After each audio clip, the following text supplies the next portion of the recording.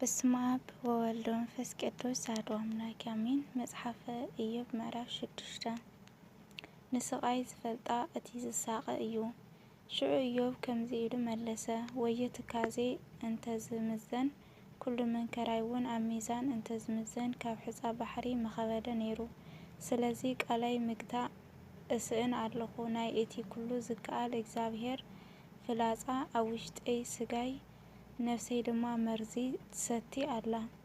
ናይ እግዚአብሔር ድንጋጸ ኣብ ልዕለይ ተሰሊፋ ኣላ። ንምዃኑ ኣድጊ በረኻዶ ሳዕሪ እንተለዎ ይሃልል እዩ። ብዕራይከ ሓሰር እንተለዎ ዶ እንባሕ ይብል እዩ። መቐረት ዘይብሉ ብልዒ ብዘይ ጨውዶ ይብላዕ እዩ። ማይ እንቁላሊሕኸ ጣዕምዶ ኣለዎ እዩ።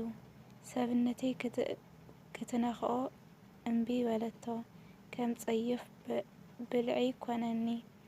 ኣየ ኣበይሞ ጸሎተይ እንተዝስማዕ እግዚአብሔር ዝምነዮ እንተዝህበኒ።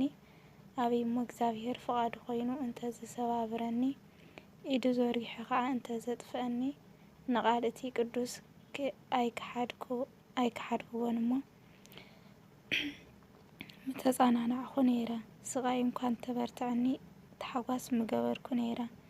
ክጽመምስ ሓይሊ እንታይ እዩ? ንኽዕገስከ መወዳእታይ እንታይ እዩ? ሓይለይዶ ሓይሊ እምኒ እዩ። ስጋይከ ከም ነሃስ ድዩ? ብሓቂ ረድኤት ኣባይ ከምዘየለ ኩሉ ጥበብ እውን ካባይ ከምዝተባረረዶ ኣይኮነን። እቲ ንብጻዩ ምሕረት ዘይገብረሉ ንፍርሃት እቲ ኩሉ ዝኽእል ይሓድጎ። ኣሕዋተይ ግና ከምቲ ዝነጽፍ ሩባታትን ከም ዝሓልፍ ውሕጅን ጠለምቲ ኮኑኒ። እቶም ሩባታት ብዝሓቅቕ በረድ ይጽልሙ፣ ብዝሓቅቕ ኣስሓይታ እውን ይመልኡ። ፀሓይ ምስ በርትዐት ይነቕጹ፣ ሃረር ምስ በርትዐ ካብ ስፍርኦም ይጠፍኡ። ብወሰኖም ዝኸዱ ነጋዶ ድሕር ይብሉ፣ ናብ ምድረ በዳ ወፂኦም ከዓ ይጠፍኡ። ናይ ቴማን ነጋዶ ናብኡ የማዕድው፣ ናይ ሳባ ሓለፍቲ መንገዲ እውን ናብኡ ተስፋ ይገብሩ። ብኣቶም ተስፋ ገይሮም ነይሮም እዮሞ ሓፈሩ። ናብኡ ምስ በጽሑ ሕፍረት ሓዞም። ሕዚ እውን ንስኻትኩም ከምኡ ፍረ ዘይብልኩም ኢኹም። መንከራይ ርኢኹም ፈራሕኹም። ብሓቂ ኣነዶ ዝኾነ ነገር ኣምጹለይ፣ ወይ ካብ ሃፍትኹም ውህብቶ ኣቕርብለይ፣ ወይ ካብ ኢድ ጸላእየይ ኣናግፉኒ፣ ወይ ካብ ኢድ መጨነቒ ኣድሕኑኒ ዶ ኢለኩም እየ። መሃረኒ እሞ ኣነ እውን ስቕ ክብል እየ። እቲ ዝጋገኽዎ ድማ ኣፍልጠኒ። ቃል ቅንዕና ከመይ ሓያል እዩ! ምጉትኩም ግና እንታይ ይገስጽ! ተስፋ ናይ ዝቖረጸ ሰብ ዘረባ ከም ንፋስ እዩሞ። ንቓለይ ክትግስጹ ዶ ትሓስቡ ኣለኹም? ኣብ ልዕሊ ድኽታም ዕጻ ተውድቑ፣ ንፈተውትኹም እውን ጉድጓድ ትኹዕቱ ኣለኹም። ቤዛኻትኩም ሕዚ እውን ናባይ ተመልከቱ። ኣብ ቅድመኹም ሓሶት ኣይዛረብን እየ። ቤዛኻትኩም ተመለሱ ደኣ በደል ኣይኾን። ጽድቀይ በዚ ነገር እዚ እዩ እሞ ሓደ ጊዜ ተመለሱ። ብሓቂ ኣብ ኣንደበተይ ዶ በደል ይርከብ? ኣፈይከ ተንኰል ከፊሉ ዶ ኣይክእልን እዩ? ምዕራፍ 7 ህይወት ሰብ ኣብ ምድሪ ብርቱዕ ሰልፊ ዶ ኣይኮነን? መዓልትታቱኸ ከምቲ በዓል ውዕለቱ ዶ ኣይኮነን? ከምቲ ክጽልል ዝናፍቕ ኣገልጋሊ፣ ከምቲ ደሞዝ ዝጽበ በዓል ውዕለት፣ ከምኡ ንኣይ ወርሓት ከንቱ ኾነኒ። ናይ ጻዕሪ ለይትታት ድማ ተወሰናለይ። ምስ ደቀስኩ መዓዝ ኮን ክትስእየ እብል፣ ለይቲ ግና ይነውሕ፣ ክሳዕ ዝወግሕ ከዓ እገላበጥ። ስጋይ ብሓሰኻን ብቕራፍን ተሸፊኑ፣ ቆርበተይ እውን እናተጨደደ ይመግል። መዓልትታተይ ካብ መወርወሪ ኣላማይ ይቕልጥፋ፣ ብዘይ ተስፋ እውን ይውድኣ። ኦ እግዚአብሔር ህይወተይ እስትንፋስ ከም ዝኾነ ዘክር። ኣዒንተይ እውን መሊሰን ጽቡቕ ነገር ኣይሪኣን እየን። ዝረኣየኒ ዘሎ ዓይኒ ሰብ መሲሉ ኣይርአንን እዩ። ኣዒንትኻ ኣባይ ይኹና፣ ኣነ ግና ኣይርከብን። ደመና ተበቲኑ ከም ዝጠፍእ ከምኡ ናብ መቓብር ዝወርድ ሰብ መሊሱ ኣይወፅእን እዩ። ናብ ቤቱ ከቶ ኣይምለስን ቦቱ እውን መሊሱ ኣይለልዮን። ስለዚ ኣፈይ ኣይክልክልን እየ መንፈሰይ ስለ ዝተሃወኸ ክዛረብ እየ ነፍሰይ ስለ ዝመራራውን ክቁዝም እየ። ስለምንታይ ሓዊ ትገብሩለይ ኣነ ዶ ባሕሪ ወይ ዓሳ ኣንባሪ እየ መንጸፈይ ከጸናንዐኒ ምድቃሰይ እውን ሓዘነይ ክቕልለለ እዩ እንተበልኩ ሽዑ ንስኻ ብሕልሚ ተፈራርሐኒ ብራእ እውን ተደንግጸኒ። ከምዚ ኢልካ ካብ ምንባር ነፍሰይ ተሓኒቕካ ሙማት መረጸት። ንህይወተይ ንዓቅዋ ንዘለኣሎም ክነብር ኣይደልን ዘመን ህይወተይ ከም ትንፋስ እዩ እሞ ሓደገኒ። ንኽተኽብሮ ልብኻውን ንኽትህቦ ሰብ እንታይ እዩ በብጽባሕ እተቋመቶ በብቕጽበት እውን እትፈታትኖስ ሰብ እንታይ እዩ። ክሳዕ መዓዚኻ ዘይተሓድገኒ ምራቐ ክሳዕ ዝውሕጥ ዘይተሓድገኒኸ ክሳዕ መዓዝ እዩ። ኣታ ንሰብ እትኸታተል በዲለ እንተኾይነስ እንታይ ክገብረልካ ስለምንታይ ኢኻ ዓላማኻ ዝገበርካኒ ስለምንታይ ኣነ ሸኽሚ ኮንኩኻ ስለምንታይከ ኢኻ በደለይ ይቕረ ዘይትብለለይ ሓጢኣተይከ ንምንታይ ዘይተሓድገለይ። ኣነስ እዚ ኣብ ውሽጢ ምድሪ ክድቅስ እየ እሞ ንግሆ ክትደልየኒ ኢኻ ግን ኣይክትረኽበንን። ምዕራፍ 8 ዘይጋገእ ፍርዲ እግዚኣብሔር። ብድሕሪዚ በልዳዶስ በዓል ሹሓ ከምዚ ኢሉ መለሰሉ። ክሳዕ መዓዝ ኢኻ እዚ ትናገር ቃል ኣፍካኸ ክሳዕ መዓዝ እዩ ከም ንፋስ ኣውሎ ዝኸውን። እግዚኣብሔር ዶ ፍትሒ የቐንን እዩ እቲ ኩሉ ዝኽእል ኣምላኽከ ንጽድቂ ዶ ይጠዋውዮ እዩ።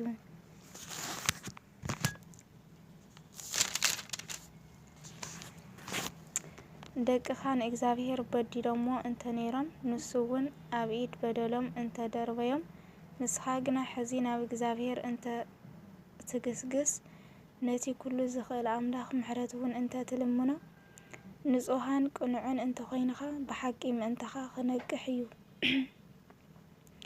ቅርታ ናይ ጽድቅኻ መንበር እውን ክሳኸዐልካ እዩ። ጀምረኻ ንእሽተይ እኳ እንተኾነ ፍጻሜኻ እምብዛ ዝበዝሕ ክኸውን እዩ። እስኪ ነቶም ቀደም ዝሓለፉ ትውልዲ ጠይቆም ነቲ ኣቦታቶም ዝፈለጥዎ ድማ ኣስተብህሎ። ንሕና ዝኾነ ዘይንፈልጥ ትማሊ ዝተወለድና ኢና። መዓልትታትና ኣብ ምድሪ ከም ጽላሎት እየን። ንሳቶም ዝምህሩኻን ዝነግሩኻን ካብ ልቦኦም ቃል ኣውፂኦም ዶ ኣይኮነን። ረግረግ ኣብ ዘይብሉ ቦታ ዶ ሰልሰላ ይዓቢ እዩ። ማይ ኣብ ዘይብሉኸ ሰቲ ዶ ይልምልም እዩ። ንሱ ብለምለሙ እንተለውን እንተይተበቈሰን ቅድሚ ኩሉ ሳዕሪ ይነቅጽ። እቶም ኩሎም ንእግዚኣብሔር ዝረስዕዎ ድማ ፍጻሚኦም ከምኡ እዩ። ተስፋ እቲ ዝንጉዕ እውን ይጠፍእ ተስፍኡ ይቋረጽ። እምነቱ እውን ከም ሰፈር ሳሬት ይኸውን። ንሱ ንበይቱ ይገድፍ ግና ኣይቆመሉን ይሕዞውን ግን ኣይጸንዐሉን። ንሱ ብፀሓይ ይልምልም ጨናፍሩ ኣብ ልዕሊ ኣታኽልቲ ይወጽእ። ኣብ ዙርያ እኩብ እምኒ ሰራውሪ ይሰድድ ኣእማን ከዓ ሰፈራ የዳሉ። ካብ ቦትኡ እንተጠፍአ ኣይረኣኹኻን ኢሉ ይኽሕዶ። እንሆ መንገዲ ደስትኡ ከምኡ እዩ ካልኦት እውን ካብቲ መሬት ይበቕሉ። እንሆ እግዚኣብሔር ንቕኑዕ ሰብ ኣይድርብዮን እዩ ንኢድ ኃጢአተኛታት እውን ኣይበርትዕን እዩ። ገና ንኣፍካ ብስሓ ንኸናፍርካ እውን ብእልልታ ክመልኦ እዩ። እቶም ዝጸልኡኻ ሕፍረት ክኽደኑ እዮም ድንኳን እቶም ክፉኣት ከዓ ክጠፍእ እዩ። ምዕራፍ 9 ፍርዲ እግዚኣብሔር። ድሕሪዚ ኢዮብ ከምዚ ኢሉ መለሰሉ። ከምኡ ምዃኑስ ብርግጽ እፈልጥ እየ። ግን ሰብ ኣብ ቅድሚ እግዚኣብሔር ከመይ ኢሉ ጻድቕ ክኸውን ይኽእል?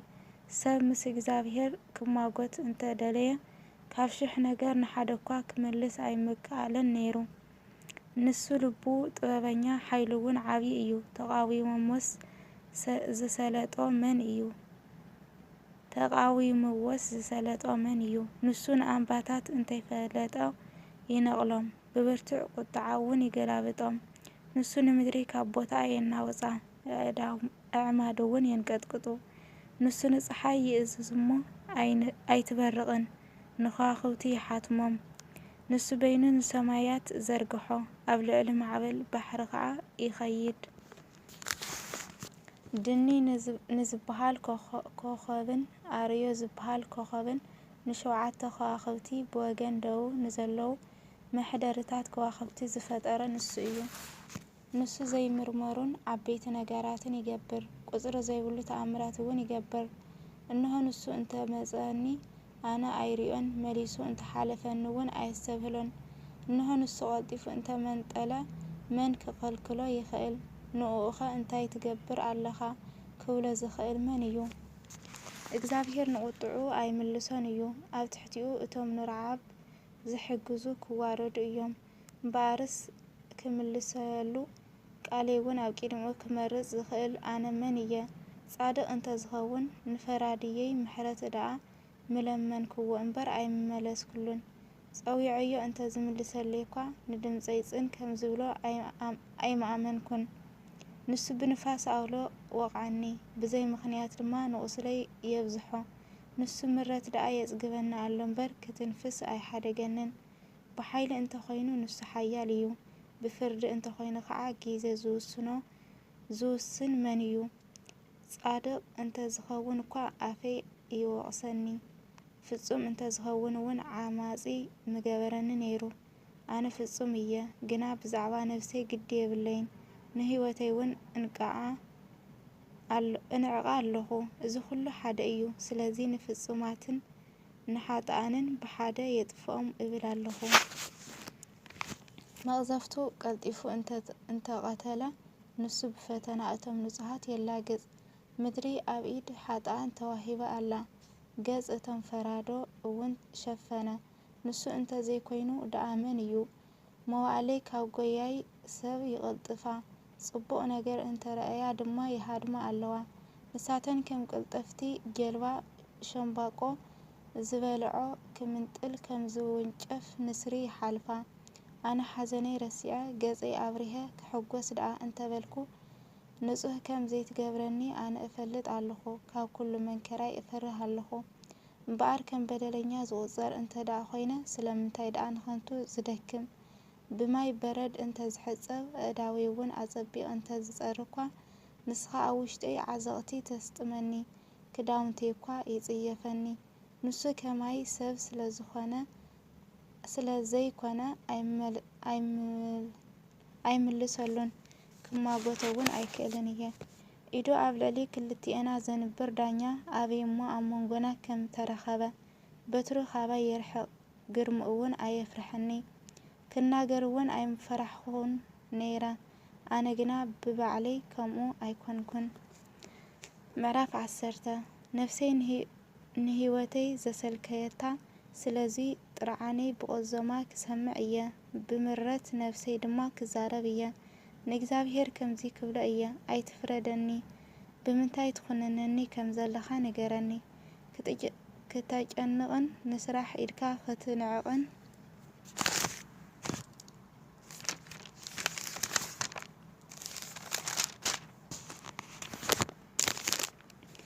ንምኽሪ ክፉኣት ሰባት ክተብርህስ በኣኻ ጽቡቕ ድዩ? ዓይንኻ ከም ዓይኒ ሰብ ድዩ? ወይ ከም ኣርኣያ ሰብ ዲኻ ትርኢ? መዓልትታትካ ከም መዓልትታት ሰብ ድየን? ዓመታትካ ከም ዓመታት ወዲ ሰብ ድየን? ስለምንታይ ደኣ ኃጢኣተይ እትምርምር፣ በደለይከ ከዓ እትኸታተለኒ ዘለኻ? ኣብ ልዕሊ እዚ እውን በዳሊ ከም ዘይኮንኩ ንስኻ ትፈልጥ ኢኻ። ካብ ኢድካ ዘናግፍ ከም ዘለውን ንስኻ ትፈልጥ ኢኻ። ኣእዳውካ ቀረጻኒ ሰራሓን እውን፣ ሕዚ ግና ክተጥፍአኒ ትደሊ ኣለኻ። ከም ጭቃ ከም ዝለወስካኒ ዘክር፣ ሕዚ ደኣ ስለምንታይ ናብ ሓመድ ክትምልሰኒ ትደሊ ኣለኻ? ከም ጸባዶ ኣየፍሰስካንን ከም ርግኦዶ ኣየርጋእኻንን ኢኻ። ቆርበትን ስጋን ከደንካኒ፣ ብዓጽምን ጅማትን ኣገጣጠምካኒ፣ ህይወት ሃብካኒ፣ ሕያውነትካ ድማ ኣርአኻኒ።